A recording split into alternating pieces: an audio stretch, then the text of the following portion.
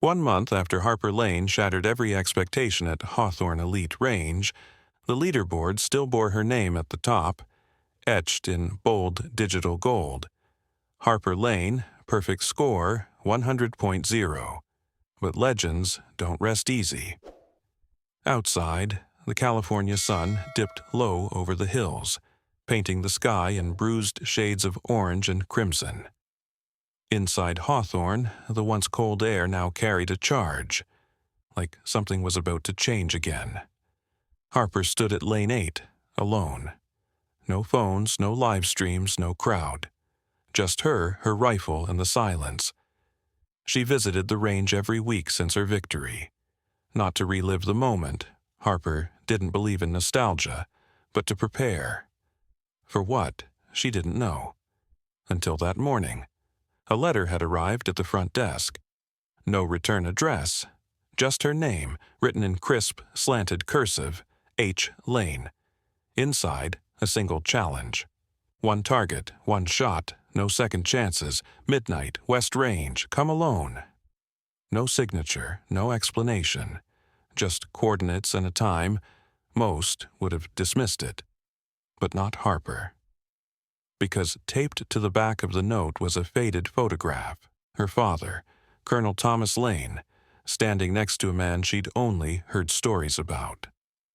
Griffin Vale, a former covert sniper, disavowed, disappeared.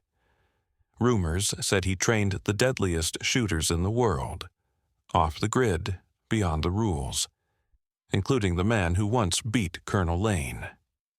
Harper's jaw had tightened. If Griffin Vale was involved, this wasn't a prank, it was a summons.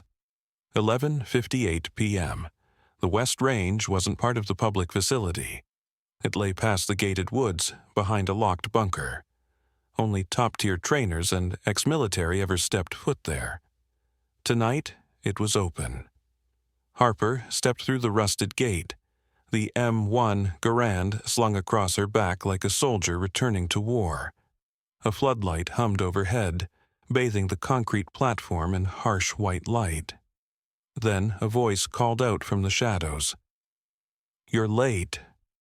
From the far edge of the range, a figure emerged. Tall, broad-shouldered, cloaked in a worn, tactical jacket. His face was older, harder than in the photo, but the eyes were unmistakable. Griffin Vale, he wasn't alone.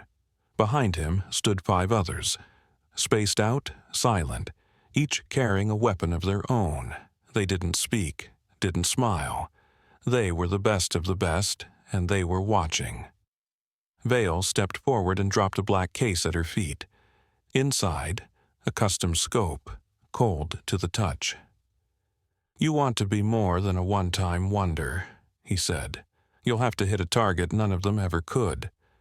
He pointed across the range, to a dot barely visible on the far cliffside, nearly 2,000 meters out. "There's a steel plate up there, 4 inches wide. You get 1 shot, hit it, and I'll train you. Miss, and you walk away." Harper didn't blink. She opened the case, mounted the scope to her M1 with surgical precision, and adjusted her stance. The others leaned in, curious. None of them had ever seen someone attempt this shot with a World War II relic. Vale raised a brow. "You sure about that antique?" Harper just replied, calm as ever. "My father hit this shot. I'm not leaving until I do."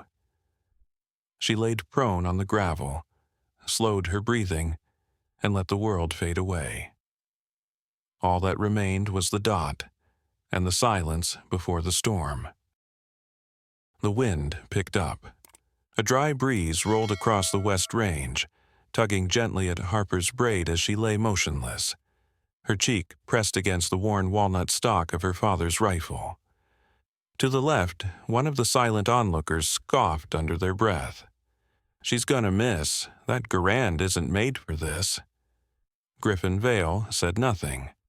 His eyes never left Harper. Neither did hers leave the target. The steel plate was so far, even the scope couldn't fully sharpen its edges, just a blur in the dark, pinned between 2 cliffside pines. no flags, no wind meters, no electronics. This was a pure shot. The kind you couldn't fake. Harper's breath slowed. The rifle was steady in her hands, centuries of snipers in her blood guiding every movement. She exhaled halfway and pulled the trigger. Bang. A full 2 seconds passed, then ding. A clear, perfect ring echoed off the distant cliffs. The steel had been hit. The watchers froze. No one spoke. Even the man who had scoffed earlier stared slack-jawed. Vale nodded once, slowly.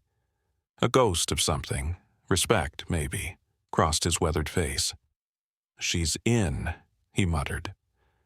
Harper rose to her feet, brushing the gravel from her sleeves. Her hazel eyes scanned the faces watching her, faces that moments before had dismissed her as lucky. Now, they looked at her like she was dangerous. And they were right. Over the next 2 weeks, Harper trained in secret. Vale didn't believe in comfort. Every session started before sunrise and ended long after the moon had risen. No cameras, no social media, no praise, only pain, precision, progress. Each of Vale's protégés was elite in their own right. Sierra, a former Olympic biathlete. Quan, ex-Special Forces with kills on 5 continents. Luca, a prodigy with math skills that bordered on unnatural. Neve, a quiet genius who could shoot between heartbeats. All of them trained harder the moment Harper walked into the bunker. They didn't want her there. But she kept up. Vale pushed her harder than anyone. Not out of malice, but because he saw something no one else did. Not just talent, not just hunger, but something even rarer, restraint. While others chased perfection for glory, Harper chased it for one reason. She needed to be ready. For what, she didn't say, but every night she stayed after the others left. Practicing, studying, firing round after round into the dark until her shoulders ached and her fingers bled. And that's when Neve, quiet, brilliant, sharp-eyed Neve, finally spoke. "You're not here to be better than us," she said one night, watching Harper clean her rifle under the flickering lights. Harper looked up. "No." Neve nodded slowly. "You're here for someone else." A flicker of pain passed through Harper's face, but she didn't deny it, because somewhere beyond the hills of Hawthorne, someone was watching her. And the next shot she took might not be on a range. It might be on a battlefield. The next morning, Vale changed everything. He called the shooters out to the high ridge before dawn. No warning, no briefing, just an order. The air was razor-sharp up there, mountain cold, biting through jackets and nerves. Fog rolled low across the ground, curling around boots like smoke. And standing in the center of the ridge was a steel circle, 1 meter wide, mounted on a rusted frame. But it wasn't the target that stole their attention. It was the man beside it. He stood alone, back to the rising sun, hood drawn low. Not one of them recognized his face, but the way Vale stood beside him, like a soldier beside a general, said enough. "This," Vale announced, "is the ghost who beat Colonel Lane." A stunned silence fell over the ridge. Harper's breath caught in her throat. The man stepped forward and pushed back his hood. His face was lean, deeply lined and scarred across one cheek. Not cruel, but cold, studied. There was no malice in his eyes, only calculation. "This is Rourke," Vale said. "He doesn't train shooters, he buries legends." Quan muttered under his breath. "I thought he was a myth." "He was," Vale said, "until he saw the live stream." That hit Harper like a gut punch. The perfect 10, the record, the applause. It hadn't just inspired fans, it had awakened monsters. Rourke's voice was low and deliberate. "I didn't come to compete," he said. "I came to find out if Hawthorne is breeding talent or delusion."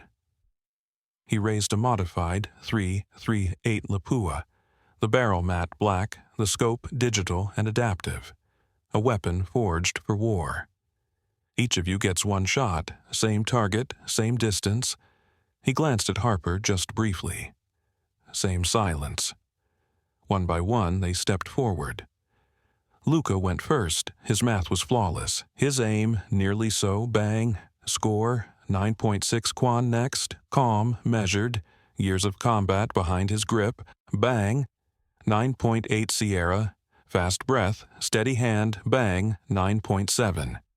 Neve, a whisper of motion. A shot like a question, bang, 9.9, then Harper. The fog swirled lower now, swallowing the valley. Her boots crunched on frost.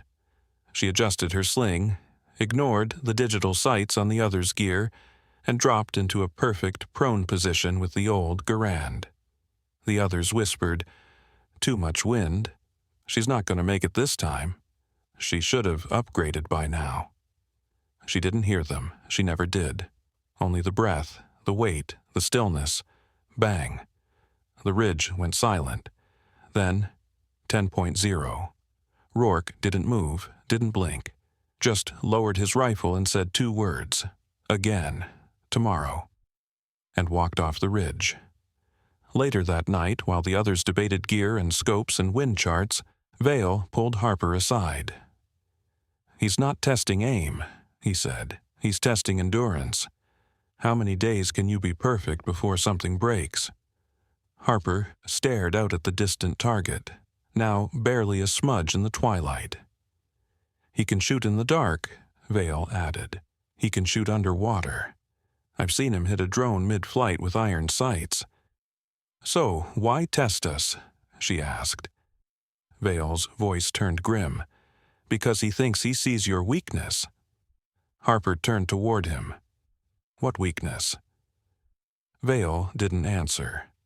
He just looked at the photo still folded in Harper's jacket pocket, the one with her father, the one Rourke hadn't stopped glancing at since he arrived. Day 3. The fog was thicker now, like a living thing. The shooters could barely see 10 feet ahead. Cold gnawed at their gloves. Breath crystallized in the air. But still, they climbed. The challenge today, the Ridge Run. A test so brutal it was banned from official training circuits. 6 stations, 6 targets, 1 kilometer apart.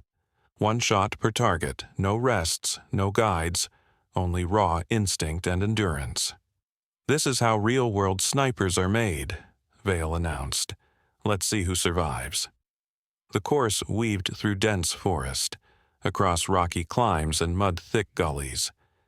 Shooters moved silently, each knowing the others were just behind or just ahead, but never seen. At Station 1, Harper's heart pounded as she steadied her rifle. She fired. Bang! 10.0. But this wasn't about scores anymore. This was about something darker. Because at Station 2, she found something. Carved into the wood post beside the target, barely noticeable, was a single letter, gouged deep, T, her father's initial. She frowned, moved on. Station 3, bang, 9.9, another mark. L right beneath the target. Her pulse quickened. Someone was leaving her a message. Meanwhile, far ahead, Rourke knelt at Station 5. He didn't look winded, didn't even sweat. He fired his shot with mechanical ease and rose, his eyes scanning the woods. "She's close," he said. Behind him, Vale appeared from the mist. "You marked the trail," Vale growled. "Why?" Rourke's voice was cool. "Because she needs to know. This isn't about her score, it's about her story." He lifted a small device, military grade, a motion tracker. "She's chasing ghosts," he added. "I'm here to make sure they stop chasing back." Station 4. Harper hit another 10.0. This time, 2 letters carved below the wood, A and N. She stepped back, breathing heavily now, not from exhaustion, but from revelation. T-L-A-N-E Lane. her father's name. Each station marked with a piece of his past. Someone was guiding her or warning her, and she had a terrible suspicion who it was, Station 5. The wind howled here, twisting through the canyon like a living thing. Harper lay flat against jagged stone, her body trembling from cold and adrenaline. She aimed. Bang. 10.0. But when she rose, there were no initials. Only a single word, stop, carved with surgical precision. Harper touched the mark, her fingers numb. That wasn't a warning, that was a threat. At Station 6, Rourke waited, not behind the firing line, but beside the target. He stood motionless as Harper approached, caked in mud, blood from a thorn nick trailing down her cheek. Her braid frayed, her rifle soaked, but her eyes still locked in. "Why?" she asked, lowering her rifle. "Why follow me? Why test me?" Rourke stepped forward, the wind whipping his coat. "Because your father didn't die in combat," he said quietly. "He died trying to protect you from what's coming next." Harper froze. Rourke tossed something at her feet, a spent casing, etched with the same initials, T. Then he turned and vanished into the trees. Harper stared at the spent casing. It felt warm in her gloved hand, impossibly warm for something that had sat in the cold dirt. T. L. Thomas Lane. Her father's final legacy wasn't just the rifle, or the stories. It was unfinished business. She stood there at the 6th station, the fog swallowing the trees, the others nowhere in sight. The forest was silent, but not empty. Behind her a twig snapped. She spun, rifle raised. It was Vale, but his usual hard expression had softened, just slightly. "You saw the carving," he said. Harper didn't answer. Vale stepped forward, nodding toward the casing in her hand. "I warned him not to go after Rourke's client," he muttered. "Said it was suicide, but your father didn't care. Said truth mattered more than medals." Harper's voice was tight. "What client?" Vale didn't blink. "Hawthorne's former director?" Harper's blood ran cold. "The man Rourke was protecting?" she asked. Vale nodded. "Your father found proof he'd been using the facility to recruit shooters for off-grid black contracts. Illegals, political jobs. He confronted Rourke and disappeared 2 weeks later." Harper clenched the casing so hard it bit into her palm. He was silenced. Vale looked her dead in the eyes. "And now Rourke is here, to see if you're a threat or a mirror." That night, Harper didn't return to the dorms. She hiked beyond the range, past the old bunkers, into the valley where her father once trained. There, in the dark, she opened the rifle stock. Inside, taped beneath the internal plate, was something she had never found. A memory card. The next morning, Hawthorne's grand hall was packed. The entire facility, shooters, staff, VIPs, had been summoned. A new standard was to be announced. Rourke stood beside General Marcus Tate, stoic, unreadable. Then, the screen behind them blinked. Static, then an image. Thomas Lane, speaking into a camera, face weathered, voice heavy. "If you're seeing this, I didn't make it, but my daughter will." Gasps echoed across the room. "She's stronger than I ever was, smarter, sharper. And if Rourke's still alive, then know this. He's not just a shooter, he's a cleaner. And the people he works for, they're in this room." Cameras swiveled. Whispers turned to shouts. On screen, Thomas's voice hardened. "Train her, or get out of her way." The room erupted in chaos. Tate's face turned gray. Rourke didn't flinch. And then, Harper stepped out of the shadowed corridor, rifle across her back, hair damp with mist, face carved from stone. Everyone turned. She didn't speak. She didn't need to. She walked to the center of the room, pulled the memory card from her pocket, and handed it to Vale. "Release the rest," she said. "It's time they all knew." Then she turned to Rourke. His voice was low. "You've become him." Harper shook her head. "I've become better." He nodded once, like a soldier acknowledging a superior, and walked away. Weeks later, Harper Lane stood again at Lane 8. The digital scoreboard was reset. The elite shooters lined up beside her, Sierra, Quan, Neve, Luca, all waiting for her lead. Hawthorne had changed. Not by press release, but by pressure. From one girl who refused to break. Now, new trainees arrived from across the country, some with perfect gear, others with nothing but borrowed hope. But all of them had one thing in common. They'd watched Harper Lane do the impossible, and they believed they could too. Harper didn't need revenge. She didn't need applause. She only needed the truth. And 10 perfect shots to prove it. Again, and again, and again.